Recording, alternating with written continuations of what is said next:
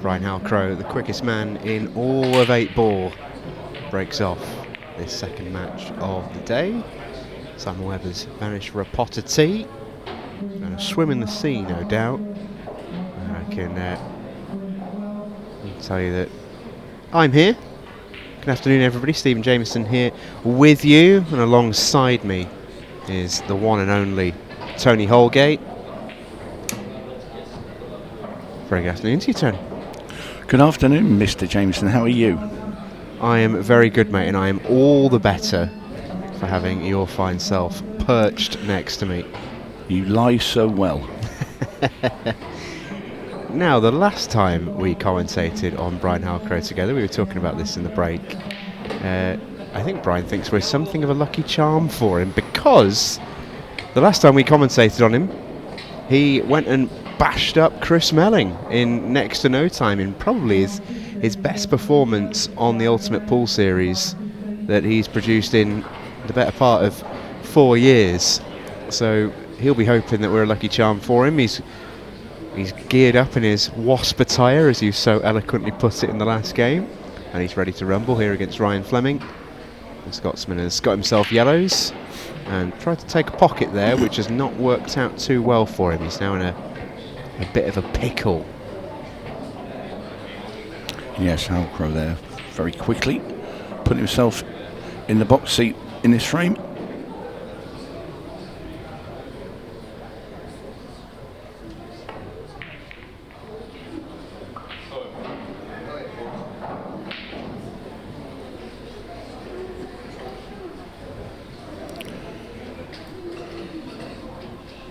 Halcrow now with a great opportunity.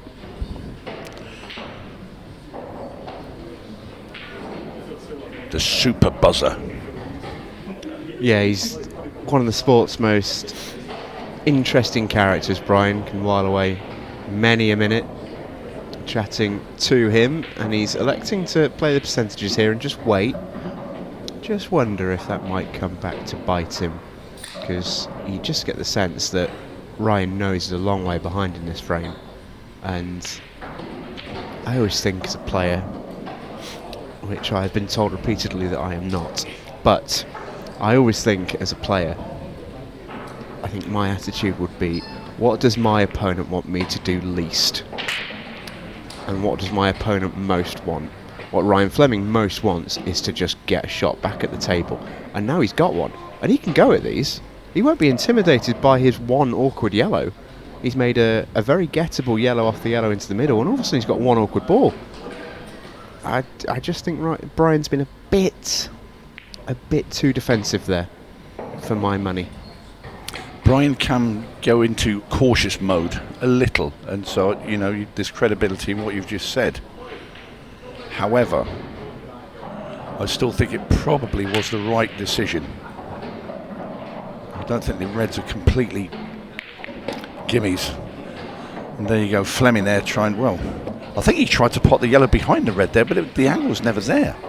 So he's just basically handed the table to Brian. He's not covered the bag either with the yellow, which still would have been a great shot anyway, but there is now a better opportunity for Brian. Does the red go up into the top left, off rail and off yellow? If it does, then the frame should be at Brian Halcrow's mercy.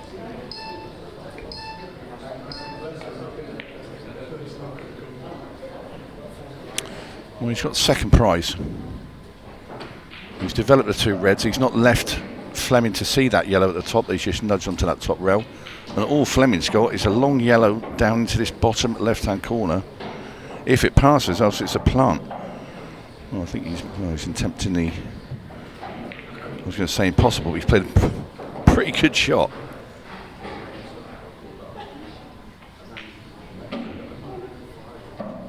He's dug himself out of a hole there, Ryan Fleming.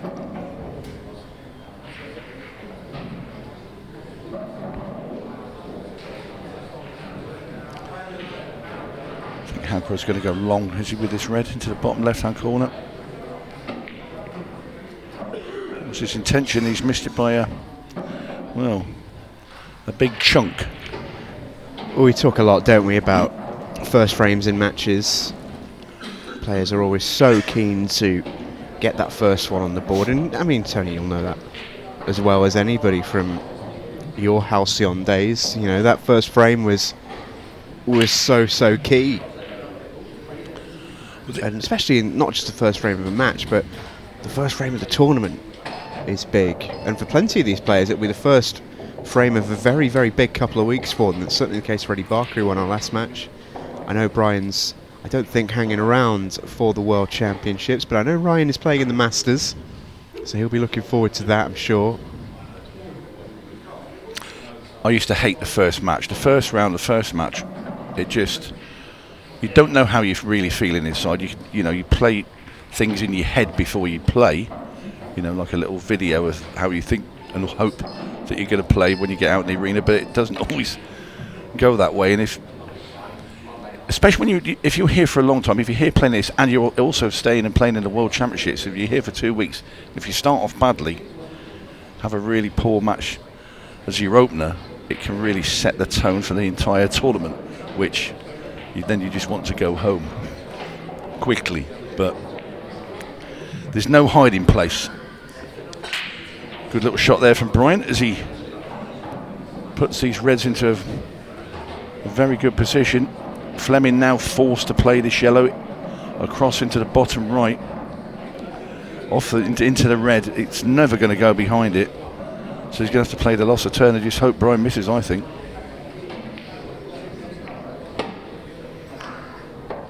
Well, there's the loss of turn. Over to you, Mr. Halcrow.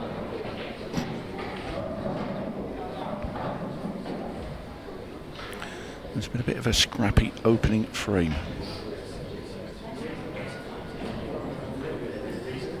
I think that's been generous, to be honest with you. Well, I'm a generous kind of guy, general, to be fair.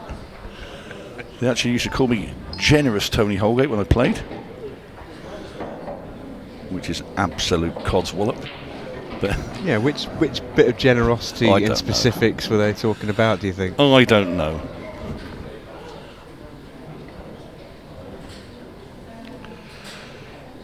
Well, does that red that's nearest to black pass the yellow into that bottom right? This is the tale of this story. Well, I think he's played on it. So this is now a big shot.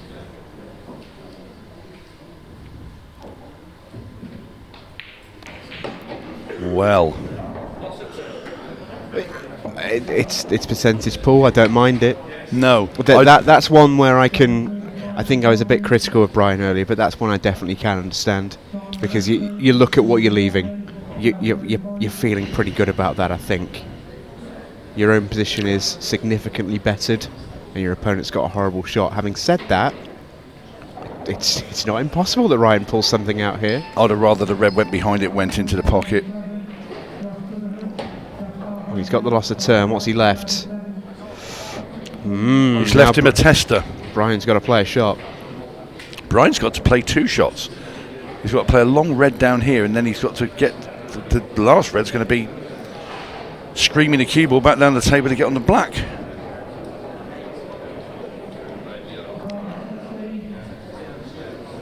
And when it's the first frame of the tournament, these are not pleasant.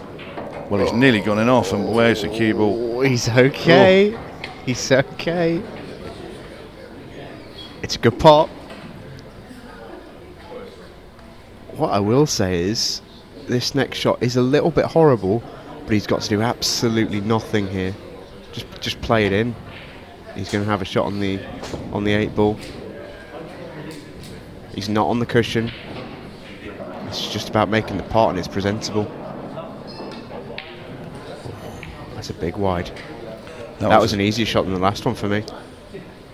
That was a long way away there. That was further away than I've just travelled from Cornwall up to Blackpool. Shake it ahead from Brian. He knows he's had a couple of opportunities.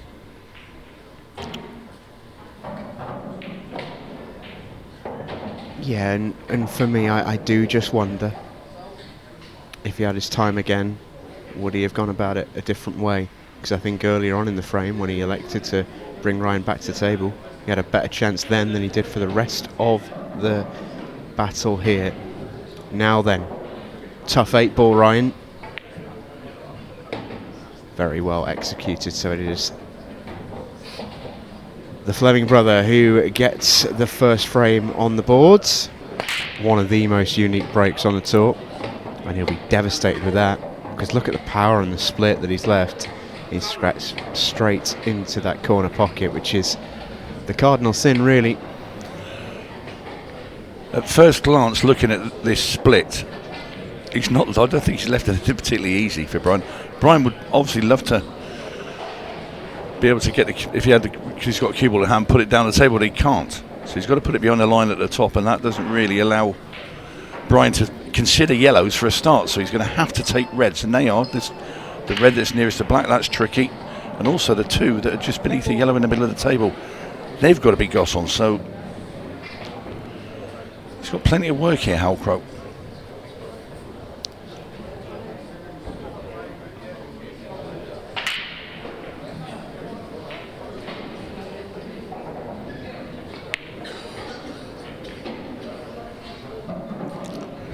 Well, very similar to the first frame. He's played to just take the red off the railing and going off the yellow, but he's not part of the red. However, he's left pretty much nothing for Ryan Fleming.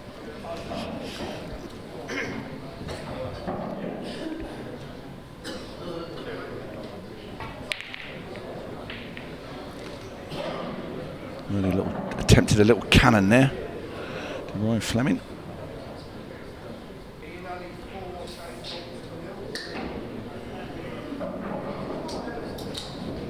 You might see Brian Halcrow now play this little double here with the red that's just nearest to black and yellow.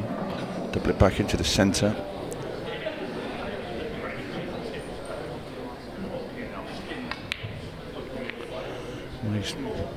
I'm not sure of that shot at all. It didn't really do anything. That's pretty much a nothing shot. He's just he's knocked it into the open, yes, but I think he could have actually gone for the double and maybe gone game.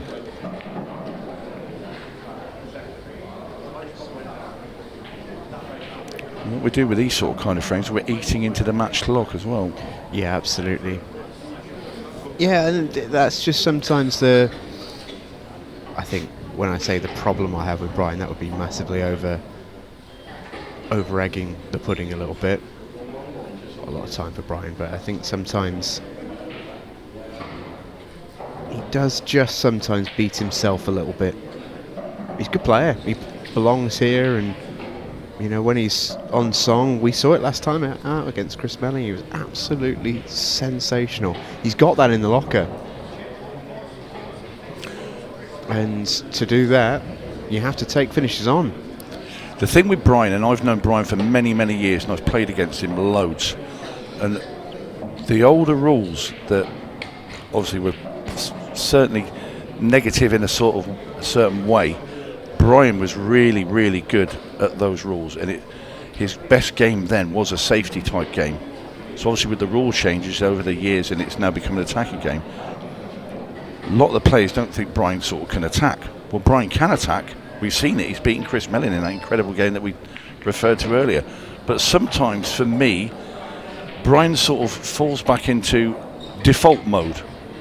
When things aren't quite right and he's not thinking, I'm the buzzer, you know, I'm going to go pots and balls. He'll just fall into default mode, and his reset mode is back in 1999 and 2000 when he was fudging away on the pool table. And I think that's a confidence thing. I really do.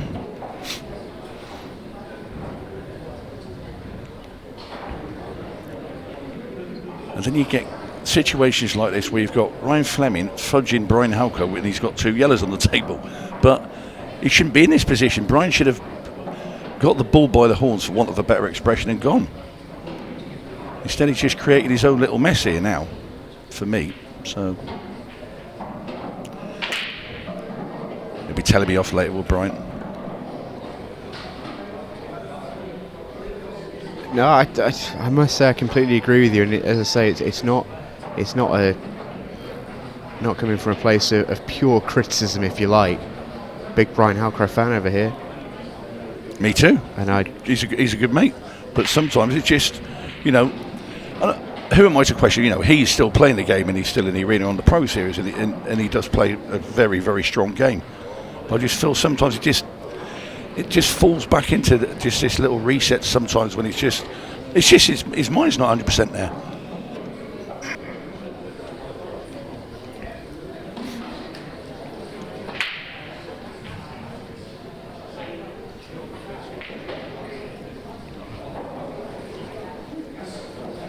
What Brian does do, though, he gives everything 110%. You know, he's a very concentrated player. He's turned up here to win. He believes he can beat anybody, and that's a trait you need to have if you're going to play a sport at a professional level.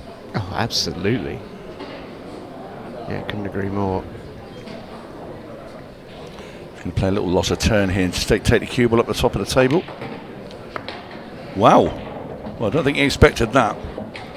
He's not waved his hand and said sorry to Ryan, but I mean, if he's played that shot, I mean, where did he find that from? The circus?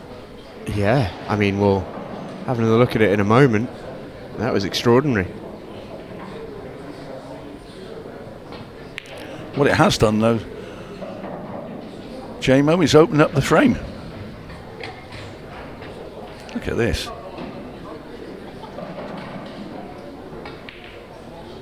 He's not played that, no way. I'm not having that.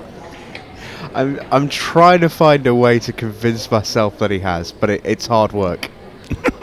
But what I will say is the fact that there's been no hand of apology up is a bit of a signifier for me, you know, because Brian is, you know, he's one of the nicest guys you ever meet. You'd be the first to do that sort of thing. If I see Brian late when he comes over and says he's played that shot, I'm not having it. Well, down goes the black, and Brian Halcrow levels the match.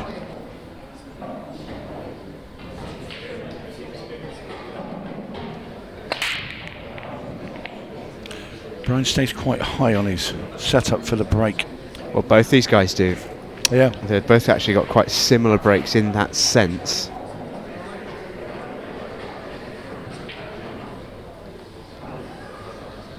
It was a little wild.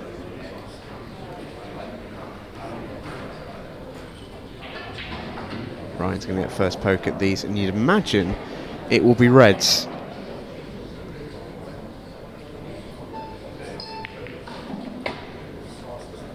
Red balls in play. Ryan Fleming never needing too much invitation to go game.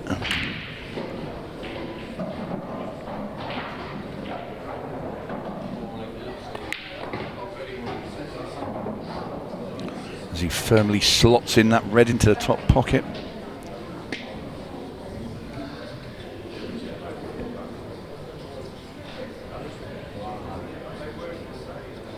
The question is, does he leave that red at the bottom of the table to last? I'd like to leave it second to last. Play it in and come back for leave the other red that's over the middle, below the two, the lower one of the two. That's my ball to get on the black. In fact, he could actually pop the red in the middle of the table and play that one down the rail next.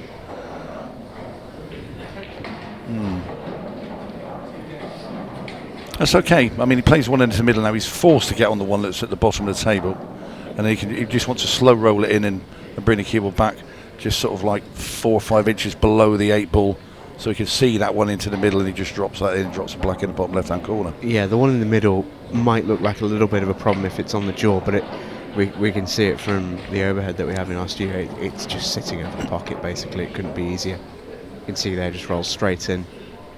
It just needs to be able to see it. It's a nice little route he's picked out here. Yep, just a little dribble down the rail here. Nothing fancy. Oh. Well.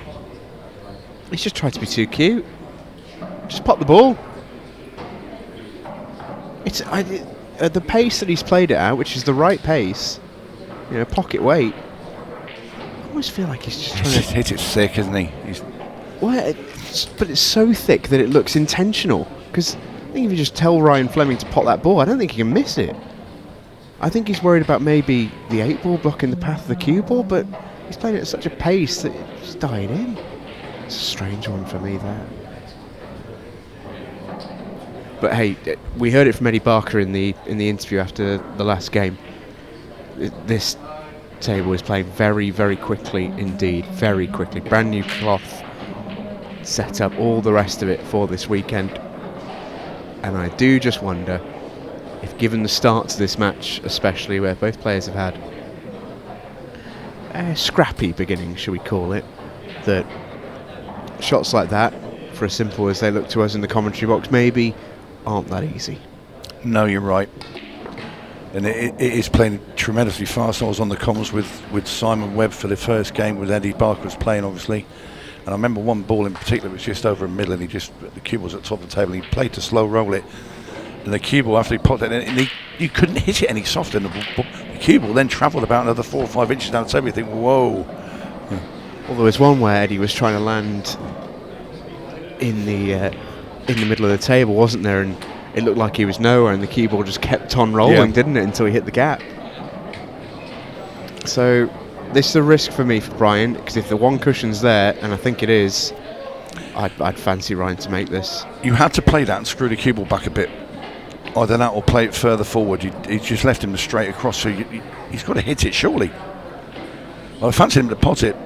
You know where he's going now. He's playing another snooker now, which I don't blame him here, but he's got to play a better one than the last one he played, though. But if he plays the yellow at the top of the table, he's leaving him straight across again. Does he come? He's now looking at coming all the way down the table. But got to be very careful here, because if he doesn't get this right, he could be leaving a double, or even if the cue ball doesn't come far. I mean, can he cut the red back into that middle if he leaves it?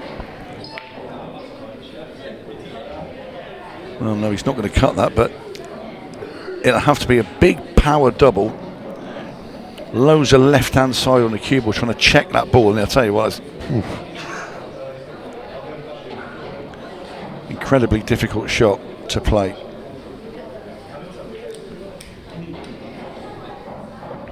We can even make a case of trying to play it off of 2 or 3 cushions, but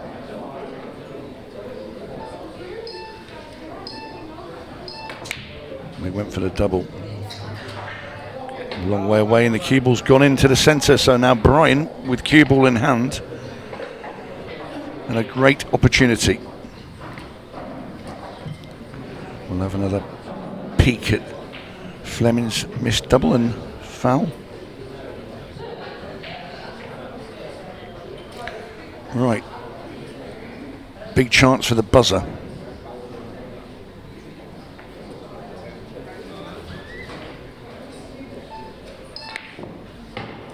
And that wiped its feet. But he's played it well, because he's nudged the yellow off the rail now, and this is all nicely open for Brian Halcrow.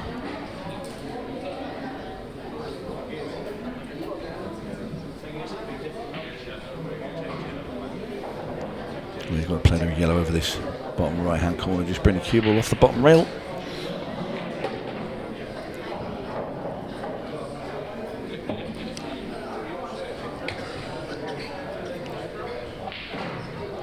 And he's onto the yellow at the right hand side of the table. I'd like to pot this and brush into the black and the red, just to open those two up completely, because you can play it. I think you tried to as well. Didn't have any dangerous snook yourself unless you played it really wide.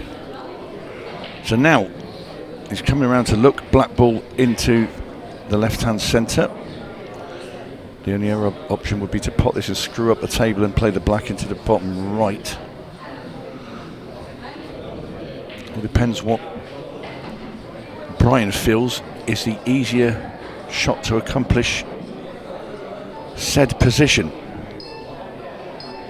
And he's coming over for the black into the centre. Now then,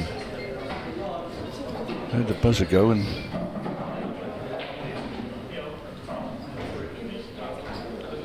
I think he hit it before the clock went, but a terrible bump. Obviously, but if that black didn't go into the middle and he had to move it, why not screw the cue ball back and play the black in the corner? I mean, I don't understand. Maybe just didn't fancy the pot. I find it difficult to believe, but confidence is a funny thing. It's all just been a bit edgy, isn't it? Nothing's flowed.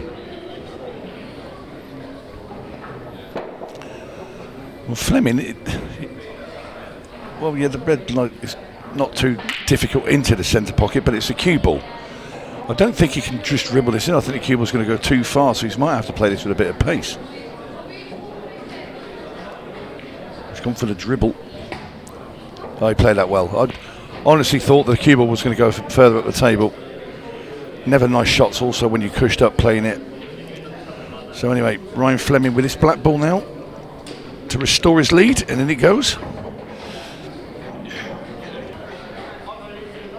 First to 7, but quite a big chunk of that match clock has evaporated.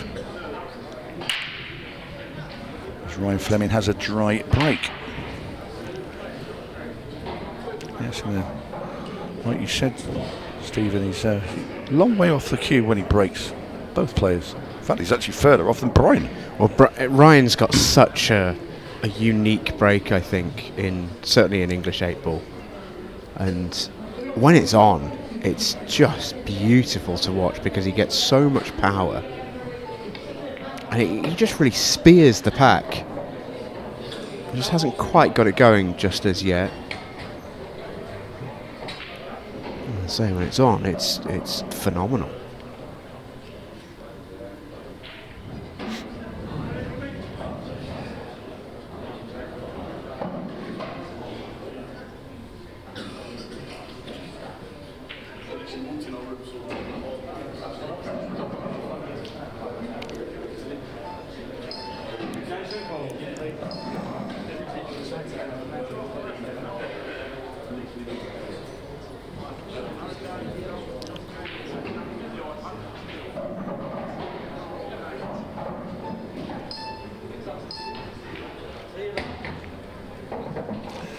Well, that wasn't played with any conviction by Halcrow.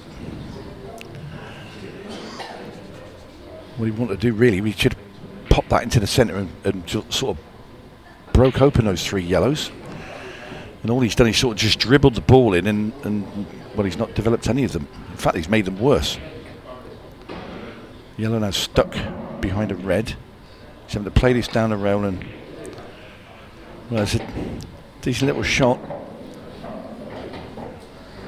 He's still got work to do as Brian. Has an angle on this yellow into the centre, but again, can he get into the yellow and the red? Well, at some point he's going to have to move those 2 balls apart.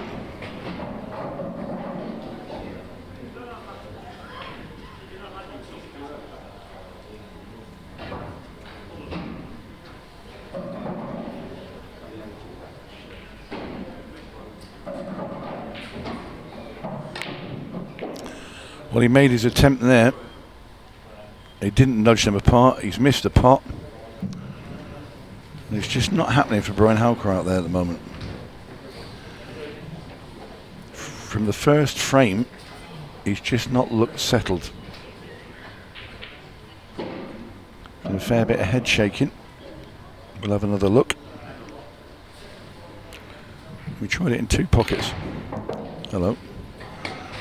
The old top spin smash from Fleming. He's going to play this plant down the rail now. But he does have the similar problem where the red and the yellow are stuck together at the top of the table. So he's going to have to shift them. Not sure he can get a double. Double jointed finger there by the looks of him, one on his bridge hand.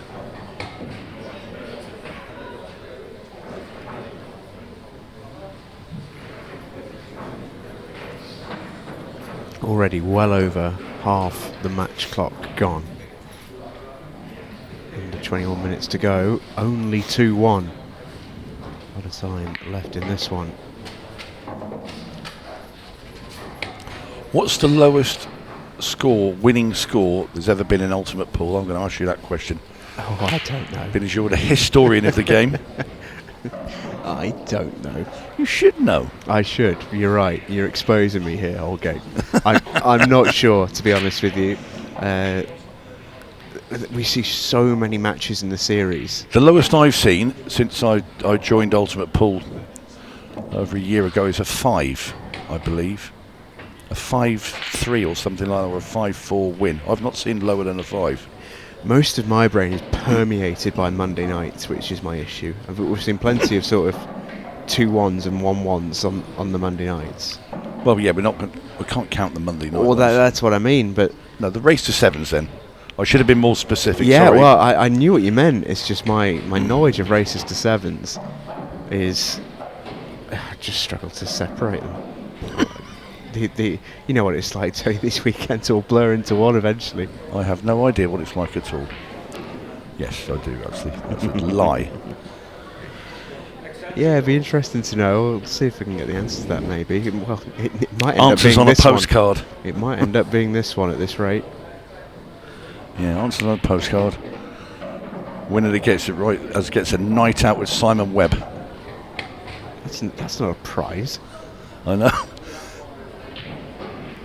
If you get it right, you don't have to go on the night out with someone. There we go. It's just thin for Ryan. It is a slim one, this.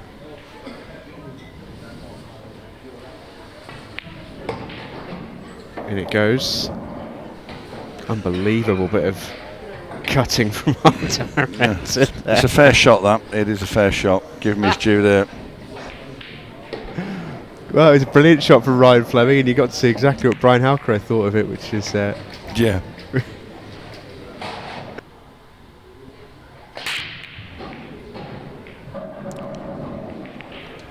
That's a great break, but he's going to get no reward. That's tough.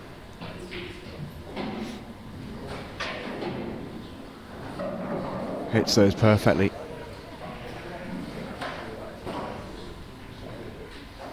was a canny break from Brian Halcrow.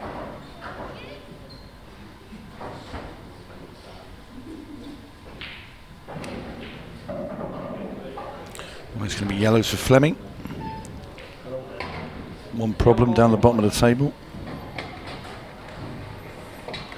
The way he's sort of decided, because I think he had 2 problems with the reds and 1 problem with the yellows, so he's halved his problems. Yeah, it's an awkward one to solve, though. He can obviously land underneath it, but he's not got a lot of room. It's very thin. Well, not thin, but it's very tight, should I say, to the left middle. I was looking at the double up over the ball over the back at the top. Can he come underneath it here, maybe? He would have played it last shot, I think, if he could have done, but... Is he playing to screw the cue ball down the table and play the yellow up and try and double kiss it in at the top of the table, if you see what I mean? So if he play pops the this long plan, basically, yeah. I think that would be route A. He's definitely digging in. Yeah, I think this is the ploy. There we are. It's a nice little angle actually as well, because you can top this up there and get, so you want to play the yellow cushion first. Don't play it into the gap. I mean, you can still double kiss it, but I think you can borrow a little bit more angle then and get the cue ball into a more central position. Yeah, cushion first, but not too hard, because you don't want to take the yellow too far away from the pocket. That is Nicely firm, done. That's all right. That's perfect. I like the way he's gone about that, Ryan Fleming. Well, now it's all about getting a nice angle on his last yellow to get down for the black. The black must go in that bottom left-hand corner, past the red.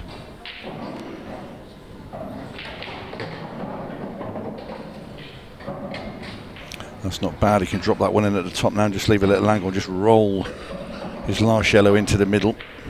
Yeah, the only way this can go wrong is if he leaves the cue ball where it is now for the one into the middle, and he's got a real shot to play then. But he's lost himself loads of angle, which is nice. Potonic can punch this out now as well where he's landed. So he just sort of stunned the cue ball across the table. Yep. The ball will be waiting into the same pocket. Oh, wow, I say that. It must go. I said that earlier. Yeah, well, there we go. There we go. So past the red. Yeah. I was operating on the assumption that it didn't, but there we go. Flies in. Flies in. Yeah, sails in. Yeah, no worries.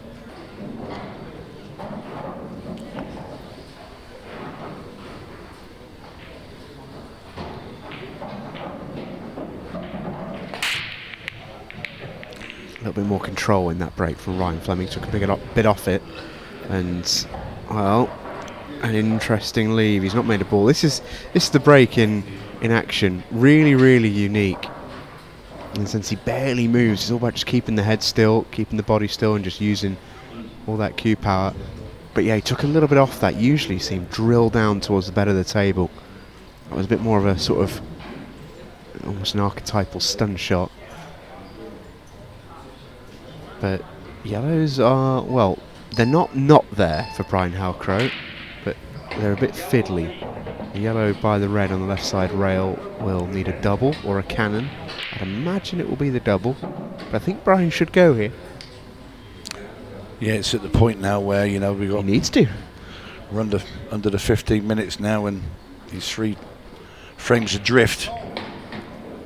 He's trying to develop it. I'd prefer what you said and double the ball out, because you didn't have to get... It's easy to get on, but what he's done now is nudge that red nearer the other yellow, and he's created another problem. Yeah, his biggest problem there was what do you do next after that cannon? And that cannon had a pretty good chance of ending up like this.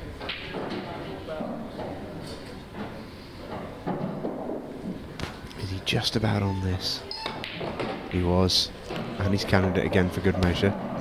It's gone too far. You've got to say that's unlucky. I think it still goes just, but that looks mighty tight. Look at the main camera, I think it doesn't. And you can't play that at any pace. That's got to be dropped in dead weight. So well, he has to take it on if it goes. Yep. And I don't think he wants to. No, he doesn't want to, and he's not going to.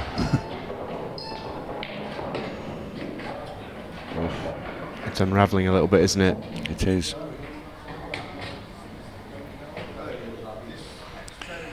It's like getting your favourite present at Christmas and unwrapping it and finding it's still wrapped with another Christmas wrapper, and then another and another. And he's still got those 3 yellows stuck on the table. I think you just described losing it past the parcel. Actually, that was... I used to play that. No, I didn't actually play that at all. Where I dragged that up from? I was at a pub quiz the other week where there was a whole pub past the parcel. Really? There was, yeah. I won a Bic razor. Well, you obviously haven't used it. No, I didn't know.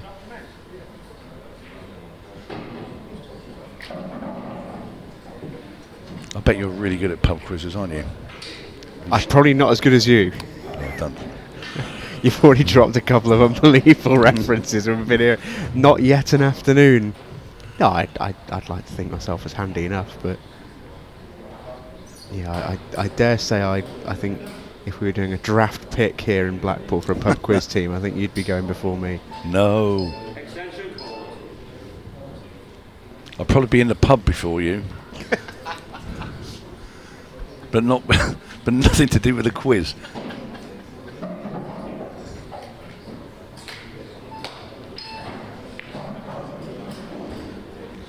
It's just going to tie things up a little bit here for Brian, but I wonder if he's actually not made that terrible.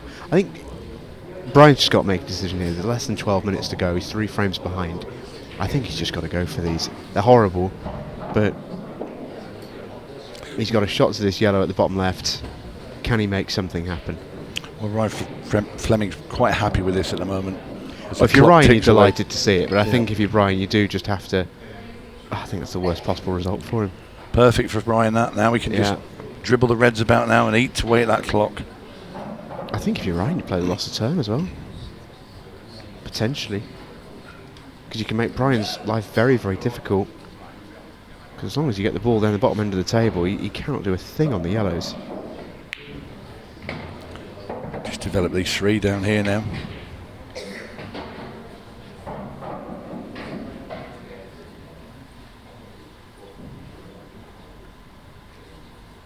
Well, he could also play a shot now. He could use the red just below the right middle pocket to come to the bottom cushion, basically. Leave Brian not much shot. Only one you'd have to be wary of is the 3-ball plant now.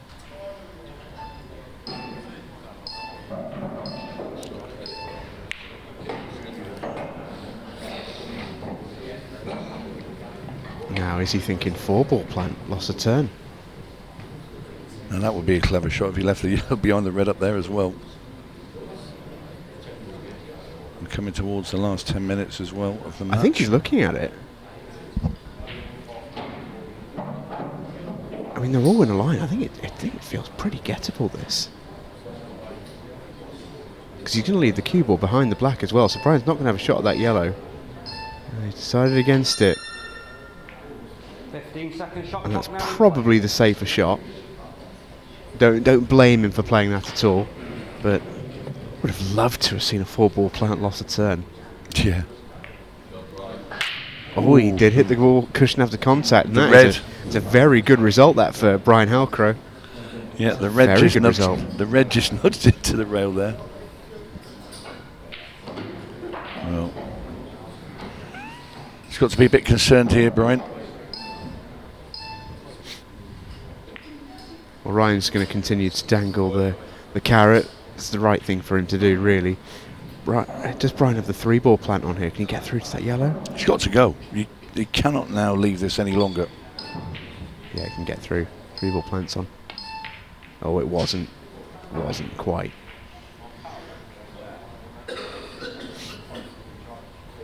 There's not many safe places left on the table now for Ryan Fleming, so I just wonder if he goes. A little bit of cat and mouse here. I think, to be honest, if you're Ryan, you're not sweating too much if you lose this frame. And you're especially not now with that shot. It's lovely.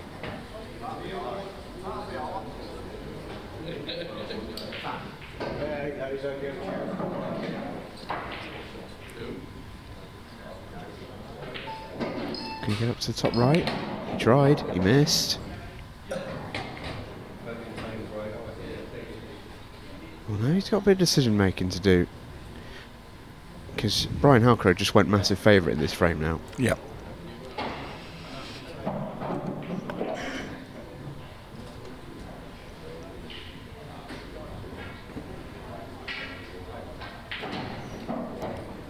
The issue with Brian is he's got to win it and win it quick. 3 frames back, 8 minutes left.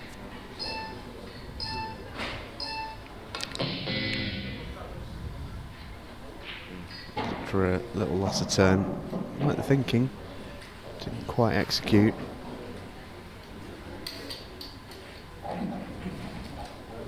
think Ryan's just got to be miserly here. Just think, well, I'm probably not going to win this frame, but I can long it out enough to the point where I'm still in a good position match-wise. Yeah, by the time this frame finishes, even if it was to finish on the next visit, it'll still be less than 7 minutes.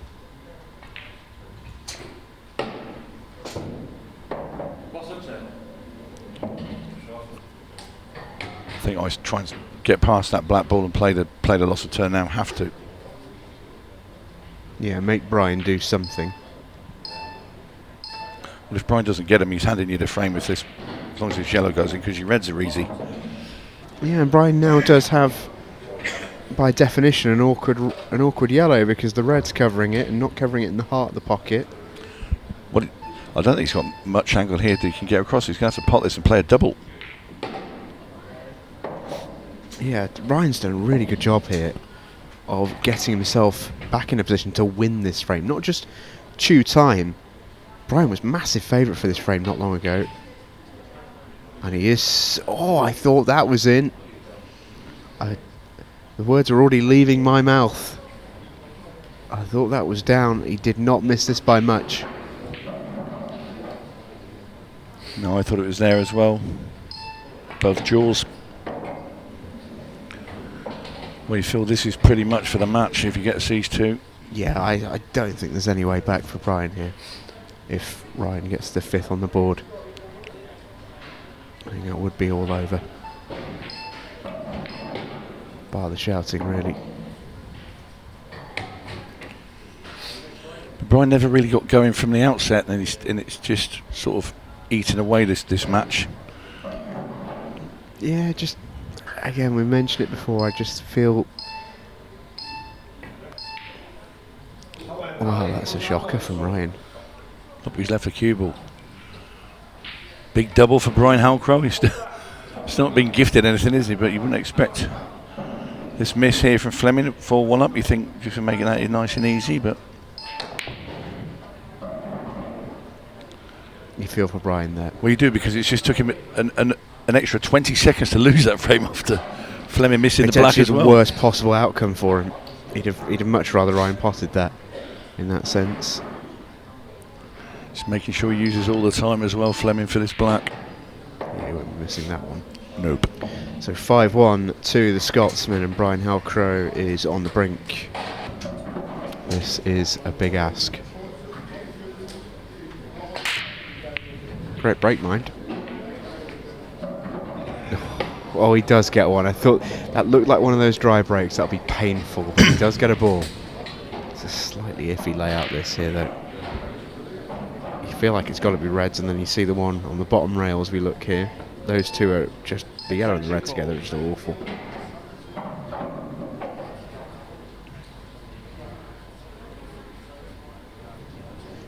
I'm not too sure how you go about solving them. Red ball's in play. They are really awkward.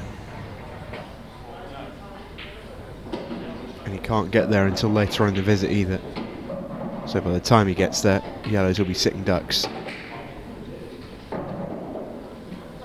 Has he got an angle now? Left middle.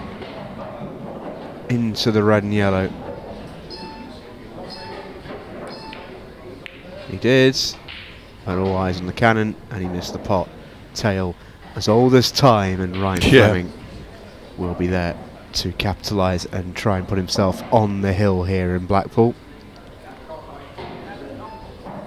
Yeah, I don't think there's enough time now for Brian, even if, you know, wow, even if miracles were to happen. I think this is beyond that now with the time.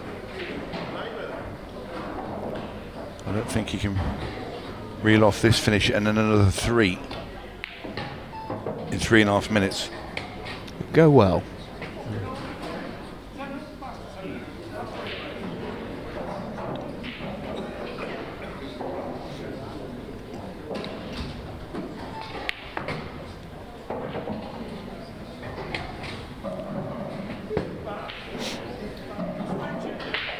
His big issue now will be the 8 ball.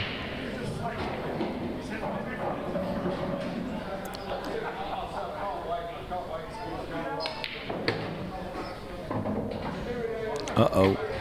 Oh, He's not on the double now because it squirts wide, I think, if he pushes this. Yeah. That has to be the end of that, really. Yeah, it's a shame. Just not been Brian's game, really.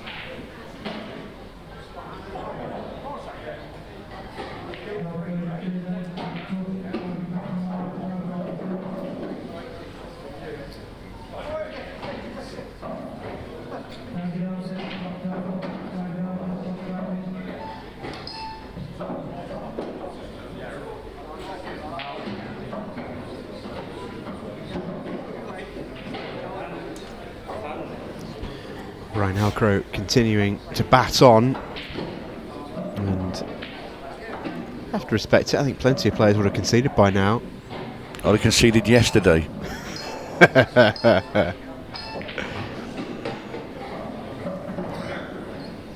you know, whilst I absolutely respect your right to do that, I do also respect Brian's, you know, choice to continue to play until the final second sounds. Maybe the arena's warmer than his hotel room and he just wants to stay a little bit longer just to keep the chills away. That's it, snooker him. Yeah, Ryan's making this a slow death, isn't he?